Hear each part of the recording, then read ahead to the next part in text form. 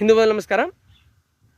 Cinema నటులు బాలీవుడ్, టాలీవుడ్, కోలీవుడ్, ఇంకా plywood, ఏదో ఒక వుడ్, వీళ్ళంతా కూడా సినిమాలోనే హీరోలు జీరోలు అంతా కూడా, బయట మొత్తం కూడా జీరోలు, రాక్షసులు వీళ్ళంతా కూడా. ఎందుకు ఈ మాట అంటున్నానంటే, అక్కడెక్కడో మన రఫా నగరంలో, మనకు సంబంధం లేదు ఆ విషయం కూడా, రఫా నగరంలో ఇజ్రాయెల్ వాళ్ళు పాకిస్తాన్ వాళ్ళ మీద దాడులు చేస్తే అక్కడ కొంతమంది చచ్చిపోయారు.